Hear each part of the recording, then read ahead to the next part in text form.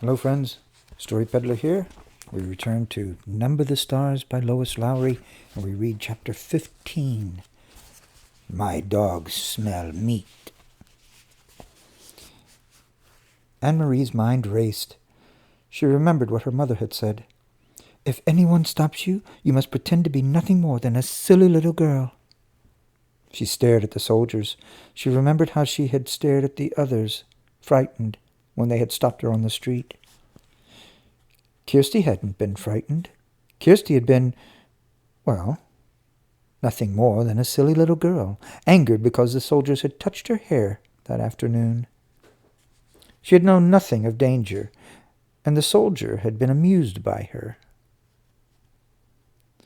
Annemarie willed herself with all her being to behave as Kirsti would. "Good morning," she said carefully to the soldiers. They looked up and down. They looked her up and down in silence. Both dogs were tense and alert. The two soldiers who held the leashes wore thick gloves. "What are you doing here?" one of them asked. Annemarie held out her basket with a thick loaf of bread visible. "My Uncle Henrik forgot his lunch, and I'm taking it to him. He's a fisherman." The soldiers were looking around. Their eyes glanced behind her and scanned the bushes on either side. "Are you alone?" one asked. Annemarie nodded. "Yes," she said. One of the dogs growled, but she noticed that both dogs were looking at the lunch basket. One soldier stepped forward. The other and the two holding the dogs remained where they were. "You came out before daybreak just to bring her lunch? Why doesn't your uncle eat fish?" What would Kirsti reply? Annemarie tried to giggle the way her sister might. "Uncle Henrik doesn't even like fish," she said, laughing. "He says he sees too much of it and smells too much of it. Anyway, he wouldn't eat it raw." She made a face. "Well, I suppose he would if he was starving, but Uncle Henrik always has bread and cheese for lunch." Keep chattering, she told herself, as Kirsti would. A silly little girl. I like fish," she went on. "I like it the way my mother cooks it. Sometimes she rolls it in breadcrumbs and—" The soldier reached forward and grabbed the crisp loaf of bread from the basket. He examined it carefully. Then he broke it in half, pulling the two halves apart with his fist. That would enrage Kirsti, she knew. "Don't!" she said angrily. "That's Uncle Henrik's bread. My mother baked it." The soldier ignored her. He tossed the two halves of the loaf to the ground, one half in front of each dog. They consumed it, each snapping at the bread and gulping it so that it was gone in an instant. "Have you seen anyone in the woods?" The soldier barked the question at her. "No, only you." Annemarie stared at him. "What are you doing in the woods anyway?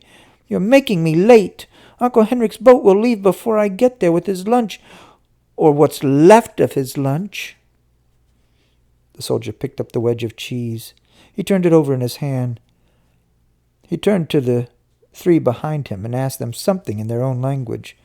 One of them answered, "9," in a bored tone.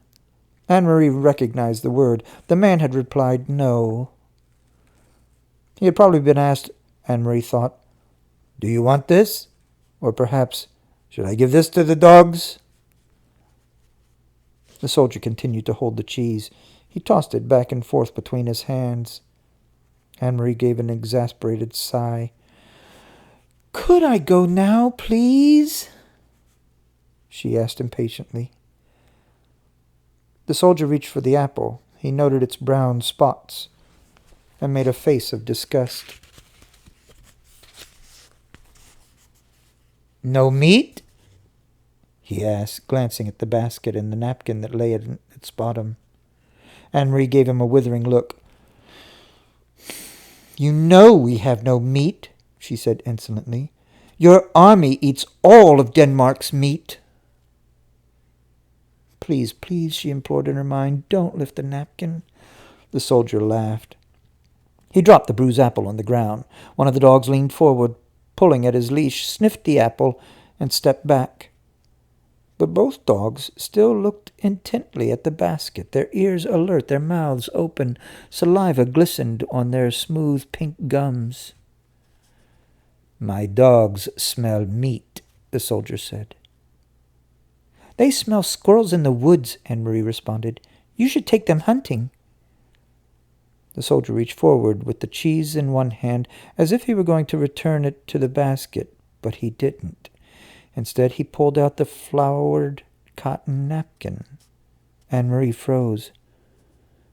"Your uncle has a pretty little lunch," the soldier said scornfully, crumpling the napkin around the cheese in his hand. "Like a woman," he added with contempt. Then his eyes locked on the basket. He handed the cheese and napkin to the soldier beside him. "What's that? There in the bottom?" he asked in a different, tenser voice.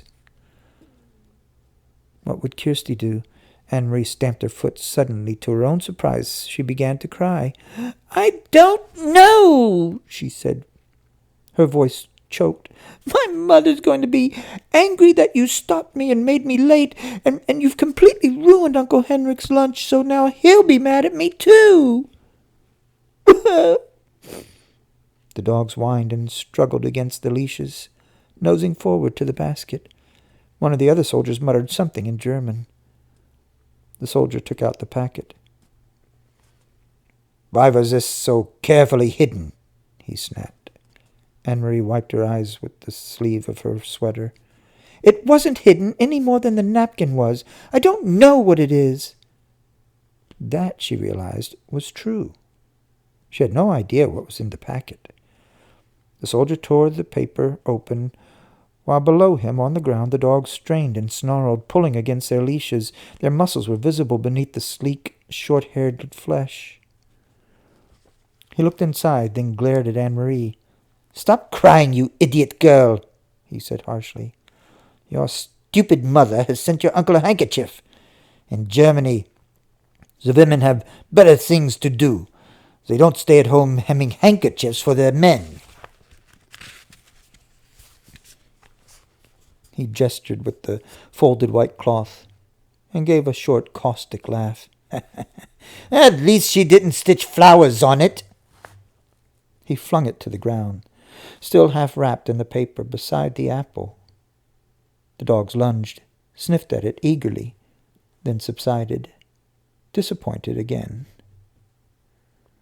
"Go on," the soldier said. He dropped the cheese and the napkin back into her basket. "Go on to your uncle and tell him the German dogs enjoyed his bread." All the soldiers pushed past her. One of them laughed, and they spoke to each other in their own language. In a moment, they had disappeared down the path in the direction from which Annemarie had just come. Quickly, she picked up the apple and the opened packet with the white handkerchief inside. She put them into the basket and ran around the bend toward the harbor, where the morning sky was now bright with early sun, and some of the boat engines were starting their strident din. The Ingeborg was still there, by the dock, and Uncle Henrik was there, his light hair wind-blown and bright as he knelt by the nets. Annemarie called to him, and he came to the side, his face worried, when he recognized her on the dock. She handed the basket across. "Mama sent your lunch," she said, her voice quavering. "But soldiers stopped me, and they took your bread." She didn't tell him more. She didn't dare tell him more. Henrik glanced quickly into the basket.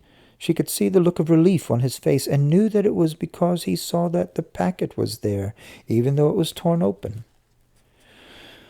"Oh, thank you," he said, and the relief was evident in his voice. Annemarie looked quickly around the familiar small boat. She could see down the passageway into the empty cabin. There was no sign of the Rosens or the others. Uncle Henrik followed her eyes and her puzzled look. "All is well," he said softly. "Don't worry. Everything is all right." "I wasn't sure," he said. But now, he eyed the basket in his hands, because of you, Annemarie, everything is all right. You run home now and tell your mama not to worry. I'll see you this evening. He grinned at her suddenly. They took my bread, eh? He said. I hope they choke on it. And that's the end of chapter 15.